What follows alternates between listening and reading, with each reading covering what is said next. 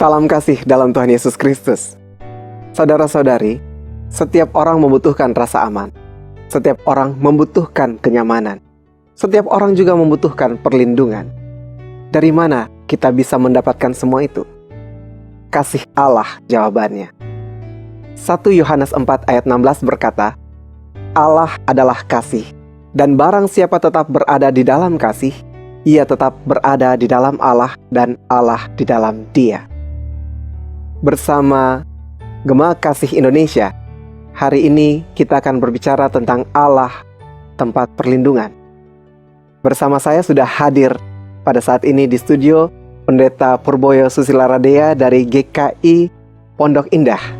Salam kepada semua sahabat Gema Kasih Indonesia. Tuhan memberkati saudara semua. Saudara-saudara yang terkasih, hari ini kita akan berbicara tentang Allah Sang Perlindunganku dengan menggunakan bahan Alkitab Mazmur 31 sebagai bahan yang mendasari refleksi kita dan juga percakapan kita pada saat ini. Nah, Pak Pendeta, ketika kita membaca Mazmur, banyak sekali, apalagi misalnya dalam Mazmur 31, ada ungkapan-ungkapan pujian dari pemazmur itu tentang bagaimana Allah telah menolong dia. Apakah ini saja menjadi alasannya atau apakah ada hal-hal lain juga yang mendasari sampai dia bisa memuji Tuhan? Ya, jadi menurut apa yang saya renungkan dan dalami dari Mazmur ini adalah soal bagaimana dia merasakan bahwa dia berada di dalam perlindungan Tuhan. Dan ini adalah ungkapan iman sebetulnya. Sebab ini bukan perlindungan yang dialami sesekali dalam hidup, dalam pengalaman-pengalaman yang sederhana, tapi sesuatu yang lebih daripada itu, yaitu bagaimana dia sungguh-sungguh hidup mengandalkan Tuhan, bersama dengan Tuhan, dan di dalam seluruh aspek kehidupan itu, dia sungguh-sungguh mengalami dia dilindungi oleh Tuhan. Nah, apakah pengalaman pemazmur ini menurut Bapak juga menjadi pengalaman dari kita yang hidup pada masa kini? Menurut saya begitu, karena pemazmur ini kan menuliskan mazmurnya agar dibaca dan agar bisa dibagi bersama dengan saudara-saudaranya seiman. Jadi masih sejalan ya dengan apa yang kita alami saat ini. Ya. Nah, kalau kita lihat juga, pasti pemazmur ini dia tidak pernah mengalami sesuatu pengalaman itu dan itu saja gitu ya. Tentu saja ada banyak pengalaman yang dia alami. Bagaimana Bapak melihat ini dalam konteks bicara tentang perlindungan?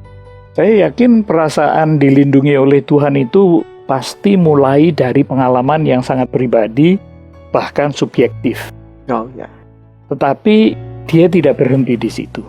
Kalau kita baca Mazmur ini dengan cermat dari awal sampai akhir, maka kelihatan bahwa pengalaman itu sangat mendalam ya. Sesuatu yang dialami seketika disyukuri, merasa dilindungi oleh Tuhan dari bahaya, dari penyakit, dari apapun juga. Tetapi kemudian dia sampai pada kesimpulan bahwa ini bukan hanya saat-saat tertentu ketika dia butuh, tapi dalam seluruh keutuhan hidupnya, ketika dia mengalami baik kesulitan maupun tidak, dia sungguh-sungguh mengalami bahwa Tuhan melindungi dia. Dan inilah iman yang mendasari ini, pernyataan yang luar biasa ini. Sehingga ini tidak hanya menjadi sebuah pengalaman subjektif seseorang. Betul. Dia yakin juga ini dilakukan oleh Tuhan, perlindungan itu bagi siapapun yang percaya kepadanya. Ya, dan menjadi pengalaman semua orang. Betul. Nah, Pak Pendeta, kita melihat kadang-kadang ada orang yang memang dalam kehidupannya dia punya kekuatan yang lebih, dia punya kemampuan yang lebih, dan dia merasa bahwa apa yang bisa saya capai sampai saat ini, itu karena saya. Apa yang bisa saya dapatkan sampai saat ini, itu karena saya mampu. Atau ketika saya punya masalah, saya bisa keluar, karena saya memang hebat. Bagaimana tanggapan Bapak untuk orang-orang yang berpikir seperti ini? Begini, menurut saya adalah baik bagi setiap orang untuk mengenali dirinya. Untuk tahu, oh ya, saya mampu melakukan ini, saya mampu mengatasi ini, dan saya bisa berpikir begini dan begitu. Itu adalah sesuatu yang memang baik dan perlu ya. Tapi yang harus disikapi secara berhati-hati adalah bahwa manusia ini kan fana. Ada banyak sekali faktor di luar dirinya yang bisa memengaruhi dia tanpa dia bisa kontrol. Sederhana aja, siapa yang bisa mengontrol cuaca? Nggak usah bicara tentang yang kecil-kecil, cuaca saja. Siapa yang bisa mengatakan, oh saya pasti akan sana mencapai sana dan sini? Kan nggak bisa. Oleh sebab itu menurut saya adalah baik untuk mengenali diri mampu atau tidak melakukan ini dan itu, tetapi adalah lebih baik lagi kalau itu dilakukannya dalam pemahaman dan kesadaran yang penuh bahwa pada akhirnya Tuhan yang menentukan, Tuhan yang menghendaki ya atau tidaknya. Bahwa di luar kemampuannya dia, Betul. ada sesuatu kekuatan yang sebenarnya lebih besar dari dia. Ya, Tapi kenapa orang sulit sekali untuk bisa memahami bahwa memang ada dia yang lebih besar dari kita? ya mungkin seperti yang Anda katakan sebelum ini, mungkin dia terlalu yakin pada dirinya, terlalu yakin dan mabuk mungkin di antara tanda petik pada keberhasilannya, pada apa yang dia capai dan miliki dan sebagainya. Ini semua memang bisa makin menjauhkan dia dari kesadaran bahwa hidup ini tanpa Tuhan memang tidak ada artinya. Iya, dan tentu kita pada akhirnya berhenti pada satu titik yang mengatakan bahwa kita membutuhkan Tuhan. Iya, Iya. dan justru saya rasa pemazmur itu mengalami itu ya. Sehingga dia sadar sepenuhnya bahwa ini tangan Tuhan yang bekerja dan bahwa dia dilindungi oleh Tuhan dalam segala sesuatu.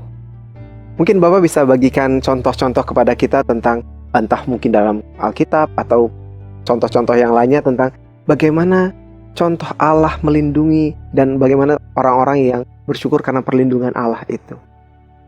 Kalau contoh dari Alkitab banyak sekali ya, tetapi yang paling indah kan sebetulnya misalnya kalau dari Perjanjian Lama itu contoh yang sangat indah adalah Elia menurut saya ya. Bagaimana dia selalu merasa tidak cukup dilindungi oleh Tuhan karena dia selalu mengeluh ya, lebih baik saya mati aja daripada saya dikejar-kejar oleh Isabel sehingga dia bersembunyi di gunung dan sebagainya. Tapi Tuhan selalu memelihara dia. Tuhan mengirimkan burung gagak untuk makan, memberi makan dia. Tuhan mengirim dia ke tempat janda di Sarfat. Dan yang paling indah menurut saya dari episode Elia itu adalah ketika dia merasa bahwa Tuhan datang baru ketika ada badai. Tapi Tuhan tidak ada di situ. Berapa kali ya dia mengalami, oh Tuhan pasti di sini. Tidak ada. Baru ketika angin sepoi-sepoi dan dia pikir Tuhan tidak ada, Tuhan justru ada di situ. Nah ini kan sebetulnya indah sekali ya, Tuhan melindungi kita tidak berdasarkan apapun perbuatan atau apapun yang kita lakukan, tetapi sungguh-sungguh berdasarkan pada kasih-Nya, pada perhatiannya, dan kehendak baiknya bagi kita. Iya. Dan kalau tadi menarik sekali ketika Bapak mengutip kisah Nabi Elia ini, dan ketika dia justru merasakan kehadiran dan perlindungan Tuhan, bukan dalam bentuk badai yang besar, yang megah, tapi justru dalam angin sepoi-sepoi. Apakah ini juga menurut Bapak mau mengatakan cara Allah bekerja itu tidak selalu dengan apa yang kita bayangkan? Betul. Justru kesalahan kita kadang-kadang adalah bahwa kita membayangkan, oh kalau dia melakukan ini berarti saya dilindungi, berarti saya kabulkan permintaan saya. Padahal kan nggak begitu. Tuhan selalu melihat kita seperti mata yang memandang semua orang yang dicintainya, dan apapun yang kita butuhkan dia selalu siap untuk menolong kita. Oleh sebab itu yang dibutuhkan memang cuma hati yang peka terhadap kehadiran Tuhan di dalam seluruh aspek kehidupan, entah itu buruk, baik, entah itu susah, entah itu senang. Nah, mungkin ini yang menjadi persoalan ya saat ini, ketika kita, kalau Bapak tadi bilang jadi kurang peka terhadap situasi di sekitar kita maupun terhadap bagaimana kita bisa mengenal Tuhan, kehadiran Tuhan itu dalam kehidupan kita. Nah, apakah Bapak bisa menolong kita untuk melihat bagaimana supaya kita bisa menjadi lebih peka terhadap perlindungan Tuhan, terhadap kehadiran Tuhan? Kira-kira seperti apa, Pak? Iya, dia kan ada, dia hadir di sisi kita. Tetapi kadang-kadang kita sulit mengenali kehadirannya karena mata kita tertutup oleh kesulitan kita, oleh penderitaan kita, oleh keluh kesah kita dan sebagainya. Yang kita perlukan adalah melihat, menembusi semua itu dan terus berusaha mencari dia di dalam kehidupan. Ini juga yang mungkin dilakukan oleh sang pemazmur ya Pak? Betul sekali, itu yang dilakukannya, sehingga dia bukan bertanya, Tuhan kenapa saya mengalami ini dan itu. Dia tidak melakukan itu, Oh ya. tapi dia memuji Tuhan dalam segala hal. Dan sebetulnya kalau ada pertanyaan, dia mungkin akan bertanya, apa yang Tuhan kehendaki dari saya dalam situasi ini, dalam situasi itu. Karena apa? Karena yakin bahwa di dalam itu semua Tuhan melindungi. Nah, ini ada yang menarik dari pernyataan Bapak yang terakhir tadi. Dia tidak bertanya bahwa kenapa saya alami ini, tapi justru tadi Bapak bilang, dia justru bertanya apa yang Tuhan kehendaki Dari saya, dalam pengalaman ini. dalam pengalaman ini, dari pengalaman ini. Dan ini juga mungkin menjadi pengalaman setiap orang pada masa ini ya. Seharusnya begitu ya. Kalau kita menghadapi tantangan hidup, godaan atau apapun, atau bencana yang besar, kadang-kadang kan kita, kenapa saya ya Tuhan? Betul. Bagaimana dari sisi pemazmur untuk hal yang seperti ini? Justru Mazmur 31 ini memang tidak bertanya tentang itu ya. Dia mengajak kita untuk melihat Tuhan ini melindungi kita. Tuhan ini selalu siap bagi kita, sehingga kita tidak perlu berkhawatir, tidak perlu apa. Tinggal menjaga kehidupan kita apakah sesuai dengan kehendaknya bagi kita. Sehingga oleh karena itu, kalau kita baca lanjut sesudah ayat 3 itu memang indah sekali ya, dikatakan di situ, Engkau bukit batuku dan pertahananku, oleh karena namamu Engkau akan menuntun dan membimbing aku. Di sini pemazmur justru tidak melihat Tuhan sebagai sumber bencana ya. Bukan. Iya. Dia tidak pernah mempersalahkan Tuhan juga, tetapi dia yakin bahwa dengan tuntunan dan bimbingan Tuhan, dia akan mampu mengarungi perjalanan melalui apapun juga. Karena sekali lagi, dialah perlindunganku, kan begitu. Iya. Dan indah sekali bagaimana pemazmur itu bisa menggambarkan siapa Tuhan bagi dia. Kira-kira apa yang bisa Bapak sampaikan kepada kami supaya dalam menghadapi kehidupan, gambaran Tuhan seperti apa yang bisa menolong kami yakin bahwa Dia adalah perlindungan kami? Iya. Kadang-kadang memang agak sulit di sini karena begini, kita punya barangkali gambaran tentang Tuhan yang ya minta maaf kadang-kadang berbeda-beda. Dulu waktu saya masih kecil, saya bayangkan Tuhan adalah seperti orang tua yang bijak, yang selalu siap untuk menepuk-nepuk ke pundak dan kepala saya, membelai-belai dan sebagainya. Setelah saya remaja pemuda, saya mengalami Tuhan itu Tuhan yang galak. Tongkat yang besar dan mata yang berapi-api dan marah kalau saya melakukan kesalahan atau dosa. Lalu setelah setengah umur barangkali berbeda lagi ya. Oh, Tuhan saya adalah Tuhan yang selalu siap membantu, bahkan memberi dan sebagainya. Dan disitulah kadang-kadang lalu menjadi masalah ya. Ketika ternyata ekspektasi saya tidak sesuai dengan apa yang saya alami, lalu ya sulit sekali ya untuk bisa tetap percaya kepada Dia yang melindungi kita. Justru menurut hemat saya, percaya kepada Tuhan itu seperti, kalau contohnya Tuhan Yesus seperti anak-anak ya, yang betul-betul memegang tangan bapaknya dan dituntun kemanapun dia tidak peduli dan tidak pusing, tidak khawatir karena dia yakin di tangan Tuhan, tangan bapaknya, dia aman berjalan. Mungkin sikap hidup yang seperti ini yang kemudian bisa dikembangkan dengan kalau Tuhan menuntun saya mau dituntun kemana, itu yang saya ikuti. Jadi ada keyakinan dalam diri bahwa Allah memang adalah perlindungan, membuat kita memasrahkan diri dan mengandalkan Dia dalam perjalanan. Ya, dan akan menuntun kita untuk memasuki dan menjalani hidup ini sesuai dengan yang dikehendakinya. Ya. Apapun yang dialami, berat, enteng, senang, susah, dan seterusnya. Ya, baik. Baik pemirsa, kita akan lanjutkan perbincangan kita setelah yang satu ini.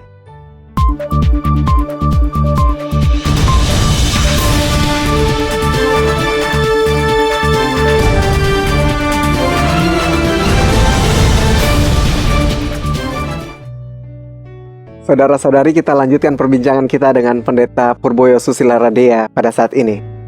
Pak Pendeta, ketika kita bicara tentang pengalaman hidup setiap hari, Bapak sebagai seorang pendeta jemaat yang aktif melayani, bagaimana Bapak melihat kondisi jemaat dan bagaimana jemaat itu merespon persoalan-persoalan yang mereka hadapi dalam kehidupan mereka? Dari pengalaman Bapak seperti apa? Ya, memang sangat bermacam-macam ya. Ya. Tetapi memang saya harus mengakui bahwa ada juga memang kecenderungan bahwa mereka melihatnya secara sempit. Jadi tadi kan Anda tadi bertanya bagaimana kalau ada orang yang berpikir bahwa mereka mampu melakukan ini dan itu sendiri tanpa pertolongan Tuhan pun bisa. Tapi pada sisi yang lain juga orang-orang yang mempersalahkan Tuhan ketika mereka mengalami hal-hal yang tidak mereka inginkan atau yang tidak mereka harapkan. Nah, kadang-kadang kecenderungan itu juga menular di dalam jemaat cara berpikir yang seperti ini, sehingga ya pada satu sisi ada memang orang-orang yang merasa bahwa dia mampu melakukan segala sesuatu, mereka beribadah, tapi ya beribadah dalam artian karena mereka bersyukur, karena mereka senang dan happy dengan apa yang ada. Tetapi biasanya mereka yang seperti ini, setelah ketika mengalami masalah atau setelah mengalami masalah dan tidak kunjung bisa mengatasinya, mereka lalu dengan sederhana meninggalkan gereja atau berpaling dari gereja. Atau sebaliknya, bukan sebaliknya maksud saya, tetapi juga begitu dengan orang-orang yang dengan cepat mempersalahkan Tuhan. Ya, mengapa begitu? Lalu mereka mencari jawaban bukannya kepada Tuhan, tetapi kepada mungkin gereja atau kelompok yang lain yang menjawab mereka sebetulnya. Bukan menjawab mereka dengan jawaban dari Tuhan, tetapi jawaban yang menyenangkan mereka. Apa yang mereka ingin dengar, ya. Betul itu. Iya. Nah, itu memang kadang-kadang begitu. Syukur bahwa ada juga orang-orang yang teguh ya, yang bahkan seringkali bisa menjadi contoh dan menjadi inspirasi bagi para pendeta sebenarnya. Yeah. Karena keteguhan dan kebesaran hati mereka dalam iman percaya mereka. Bahkan mereka justru sebaliknya menjadi contoh yang bisa menginspirasikan para hamba Tuhan ya. Oh iya. Ya, saya pernah punya seorang anggota jemaat yang sakit kanker ya. Tapi kalau saya berkunjung ke rumahnya, dia tidak mulai dengan keluhan atau apa, dia tapi bilang selalu, "Selamat siang Pak Pendeta, apa kabar? Wah, Bapak sehat-sehat saja, istri dan anak-anak," begitu ya. Dia tidak mau mengalihkan percakapan pada penderitaannya. Padahal saya tahu dia merasa sakit dan tiap kali harus mendapatkan morfin untuk penyakitnya. Tetapi dia selalu dengan sukacita dan luar biasa kepasrahannya. Waktu dia di rumah sakit bahkan dia bisa membesarkan hati teman sekamarnya yang punya sakit yang sama. Coba bayangkan.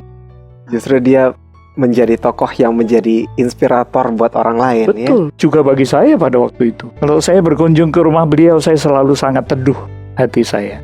Nah, gitu. Contoh yang lain nih Pak. Jika di dalam kehidupan berjemaat itu ternyata mungkin Bapak pernah alami atau saya tidak tahu, nanti Bapak ceritakan dari pengalaman Bapak. Adakah jemaat yang ketika punya persoalan, bukan dia berbicara seperti pemazmur tadi yang Bapak jelaskan bahwa dia tetap memuliakan Tuhan, dia tetap mencari Tuhan sebagai perlindungan, tapi mungkinkah ada jemaat yang malah mempersalahkan diri sendiri dan merasa bahwa ini hukuman Tuhan, ini aib, ini karma yang harus saya tanggung, sehingga dia berhenti di situ? Dari pengalaman Bapak seperti apa? Ada juga sayangnya. Jadi mungkin perasaan bersalahnya itu begitu besar sehingga kemudian semua selalu dikaitkan atau dipahami dengan masalah ganjaran hukuman. Jadi kan kadang-kadang ada orang yang berpikir begitu. Jadi kalau saya untung, saya baik, berhasil, saya berbahagia, itu karena ganjaran dari Tuhan, karena saya baik, karena saya melakukan ini semua dengan sangat indah. Tapi sebaliknya, lalu cara berpikir ini akan membawa pada pemahaman, oh kalau saya gagal berarti saya dihukum. Kalau saya ini dan itu berarti ini hukuman Tuhan, begitu ya. Bukankah dengan demikian malah mereka sebaliknya bukannya datang kepada Tuhan malah menjauh ya? Betul. Jadi Tuhan lalu dilihat sebagai center class begitu ya. Kalau kita baik-baik, kita dapat kado. Tapi kalau kita nakal, kita nggak dapat kado, malah sebaliknya, hukuman dan sebagainya begitu loh. Nah, bagaimana kira-kira untuk kita yang ada di sekitar kehidupan jemaat, lalu melihat ada rekan-rekan kita yang mungkin membutuhkan semangat hidup, atau untuk menolong mereka untuk melihat, meyakini kembali Tuhan itu punya kuasa dan sebagainya, yang mampu menolong kita, perlindungan kita seperti topik kita hari ini. Ya. Bagaimana kita bisa menolong mereka? Menurut saya pertama-tama yang bisa kita lakukan adalah tentu memberi perhatian kepada mereka. Memberi perhatian. Beri perhatian. Sebab kadang-kadang orang-orang yang mengalami masalah-masalah seperti itu butuh perhatian. Butuh ada orang lain yang bukan mengkhotbahi mereka ya. Iya. Bukan menasihati mereka atau mengkritik mereka apalagi itu. Tapi mereka butuh orang yang mendengarkan mereka. Iya. Mungkin bukan cuma mengkritik, menggurui ya Pak. Justru mungkin itu menggosipkan mereka juga itu sering terjadi. Apalagi itu ya, itu akan lebih menjadikan dia makin terpuruk ya di dalam persoalannya. Justru mendengarkan dia. Mendengarkan mereka. Terbuka untuk mereka sebenarnya. Iya, lalu ya berusaha mengajak dia kepada Tuhan. Sekali lagi bukan dengan khotbah dan nasihat dan kritik, tetapi dengan perhatian itu. Sehingga mudah-mudahan melalui itu mereka akan yakin bahwa oh inilah salah satu bentuk kepedulian Tuhan dan perlindungan Tuhan gitu.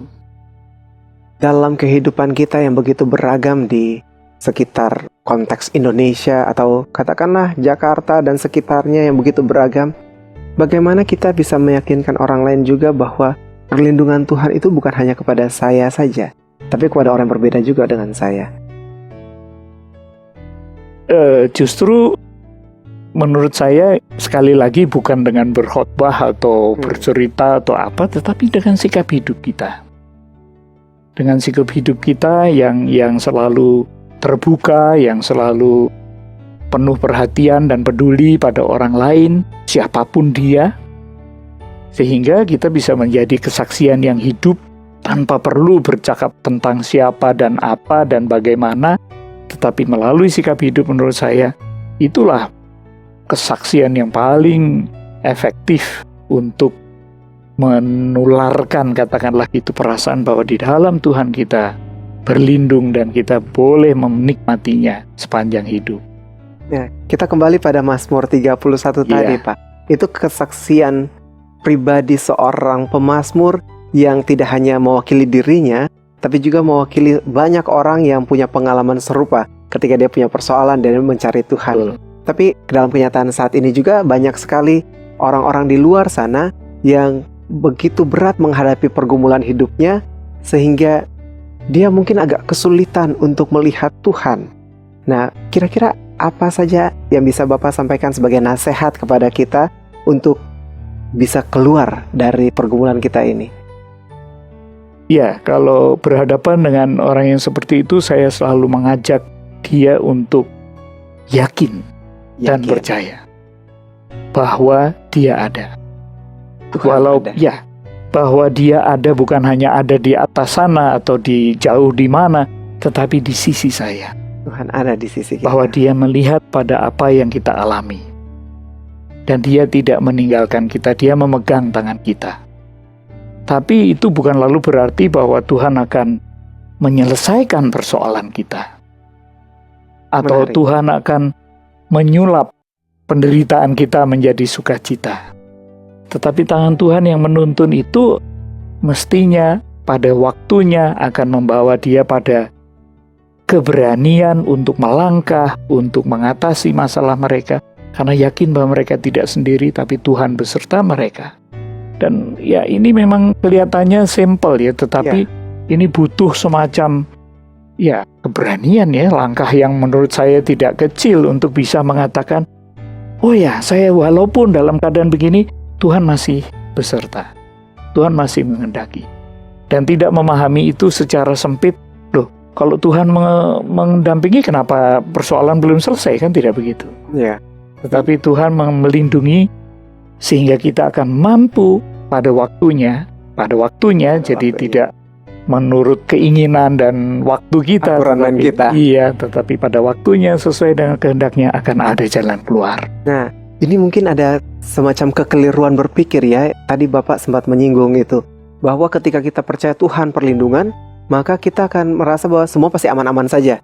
Gitu. Ini yang mungkin terjadi. Bagaimana kita harus menanggapi ini, Pak? Justru menurut saya ya harus diubah bila kita punya cara berpikir begitu. Mengubah pola pikir. Iya, saya masih ingat bahwa saya pernah mencari hadiah untuk seorang anak dari teman saya yang menikah. Lalu saya ke toko buku Kristen begitu, lalu saya lihat ada sebuah hiasan dinding. Itu bagus sekali, di situ dikatakan. Kira-kira kalau saya tidak salah ingat ya, Tuhan tidak menjanjikan cuaca yang bagus sepanjang jalan. Tuhan tidak menjanjikan jalan yang lurus dan rata, gitu ya, di sepanjang jalan kehidupan kita.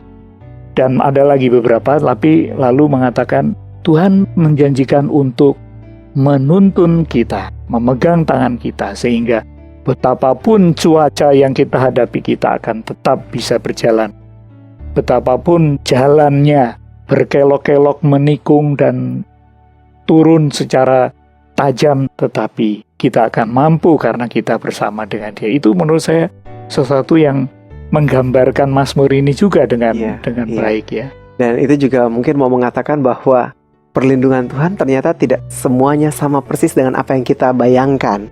Bentuknya mungkin berbeda-beda. Mungkin bukan satu kesembuhan total dari penyakit, atau mungkin bukan naik jabatan dan sebagainya, tapi bagaimana Tuhan bekerja dengan caranya bagi kita. Dalam pengalaman di jemaat, Bapak menghadapi orang-orang yang juga ingin bertumbuh dalam iman mereka, dalam menghadapi berbagai persoalan mereka, dan bagaimana mereka akhirnya bisa memuliakan Tuhan. Iya, saya mengajak mereka tetap bersyukur, tetap memuliakan Tuhan, karena Dia akan selalu menuntun kita pada masa dan saat yang tepat. Ya, jadi misalnya pernah ada seorang anggota jemaat yang bersaksi pada suatu kali karena dia sembuh dari penyakitnya. Jadi dia bersaksi dalam sebuah acara begitu, dan semua orang sangat membesarkan hatinya dan sangat memuji dia karena keberaniannya untuk bersaksi. Tetapi sebulan kemudian, tidak lebih dari 2 bulan, tapi sebulan lebih kemudian, ternyata penyakitnya kembali lagi. Dan dia sangat down, dia sangat kecewa, dan dia sangat malu sebetulnya, karena dia sempat bersaksi bahwa dia sudah pulih dan sembuh. Lalu saya katakan kepada beliau, "Bu, apa enggak ini juga perlu dipersaksikan?" Yaitu bahwa Ibu tadi mengatakan saya malu, tapi saya yakin Tuhan tetap menuntun saya. Kan dia bilang begitu. Kenapa enggak itu yang dipersaksikan? Walaupun penyakit saya kembali dan sebagainya, kenapa enggak dipersaksikan itu? Lalu dia bersaksi.